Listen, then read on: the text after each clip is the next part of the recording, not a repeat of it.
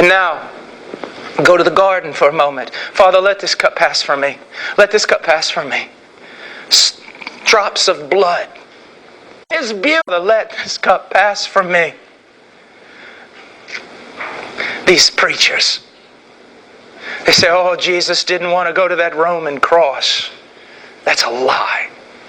Oh, Jesus, these charismatic preachers. Jesus was afraid of the devil. Blasphemy. Oh, that Roman cross, that whip, He didn't want to go to it. Absurd. Let me ask you a question. Just for a second. I want you to think about this for just a moment. After the death and resurrection of Jesus Christ, since that time, it is estimated that 50 million men and women and children have died for their profession of faith in Jesus Christ. They've died as martyrs. In the early church, through the time of the Puritans and the Reformation, do you know, let's just use the early church for example. Many of Jesus' followers were crucified. Not only crucified, they were crucified upside down. Not only crucified upside down, they were filled, covered with pitch and set on fire to provide lights for the streets of Rome. But many of those followers of Jesus, in chains being taken off to be crucified, sang hymns full of joy. Do you honestly believe the captain of our salvation is in a garden cowering because of a cross, even though His disciples went to the same cross with joy in their heart? Do you think that the captain of our salvation is so weak? Think, man. Jesus wasn't afraid of a cross or a nail or a spear or a crown of thorns. What was in the cup? I'll never forget it at a Reformed school, theologically Reformed school several years ago. I went there and I said, well, you've called me here to preach. I'm here. And they said, you'll be preaching out in the auditorium. I said, wonderful. What ages? And they said, well, kindergarten to the 12th grade. And I said, well, I'm going to be teaching on propitiation. It's kind of a wide berth, don't you think? They said, it won't be a problem, Mr. Washer. So I walked out there. And as I was preaching, I stopped and I said, what was in the cup? What is it that caused Christ to tremble? And I'll never forget, this little 8-year-old girl raised her hand. And I said, yes. And she stood up, stood beside her desk. And she said, Mr. Washer, the wrath of God was in the cup. God's fierce hatred for all that is evil was in the cup. A wooden cross?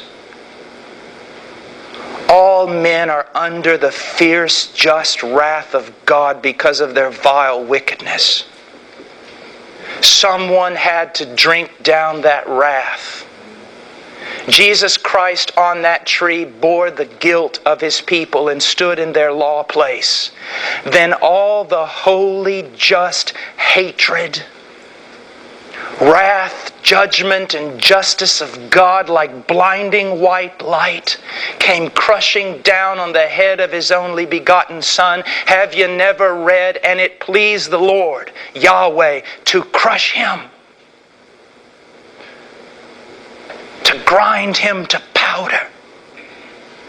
Imagine for a moment a dam 10,000 miles high and 10,000 miles wide, and you're standing below the thing, a mile back from the wall. And all of a sudden, in a second, the wall is pulled away and all that water comes crushing down upon you. But right before it gets to your feet, the ground opens up and swallows it down. So the wrath of God destined for people, the Son of God took that cup out of His Father's hand, and He drank every drop. And when He cried out, it is finished, He turned it over and not one drop fell out. He drank it all. If I were to summarize the cup of wrath in the Old Testament, it would be something like this. God saying, because of the wickedness and the rebellion of the nations, I will send them the full force of my wrath. I will hand them my cup, and I will make them drink it, and they will drink it, and they will stagger, and they will die. But on that tree, Christ drank the cup. You've heard the story of Abraham and his son. Go up to that mountain and slaughter your only son. Abraham goes to that mountain in obedience. He ties his son down. His son offers no resistance, it seems. And the old man goes for the knife, lays his hand upon the brow of his son, and as the hand comes down, he is stopped. God will provide. You say, oh, what a wonderful story. There it was, the animal there trapped by its horns in the bush. What a wonderful ending to the story. It wasn't the ending. It was the intermission. Hundreds of years later, on a hill called Calvary, God the Father laid His hand on the head of His only begotten Son, and He slaughtered Him. Someone had to die. You see, this is the cross that all these modern day preachers put in the back of the store and not in the storefront window, because it's a shameful thing. It's a horrid thing. It's a terrible thing. Some of you are looking at each other as though, I've never heard anything like this before. Absolutely, and that's why the cross has so little power in your life. This is a horrid thing, a vile thing, not the kind of thing you wear around your neck. Someone had to die. Justice had to be satisfied. To demonstrate love, God had to put away sin first. And there was only one way to do it, the death of the only begotten Son of God. He died. And you see, this is what the Christian life is all about. Paul says in Romans chapter 12, he pleads with the people. He says, I urge you, as a pastor would urge a loving flock. He says, I urge you to do what? To lay down your life, to offer your life as a living and holy sacrifice acceptable to God.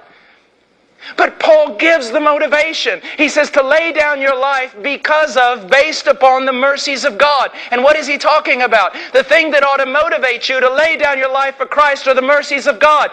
But in Romans chapter 12, the mercies of God are referring to the first 11 chapters of the book of Romans. Where in the first 11 chapters of the book of Romans, Paul explains everything God has done for us in Christ. And he's saying, since God has done all this in Christ, now lay down your life for Him. And the more you know of this cross, the more you are given to lay down your life for Him. He's no longer this little accessory that you put on your life to make it better. He is your life. You are consumed by Him. You are constrained by Him. Every thought, every judgment.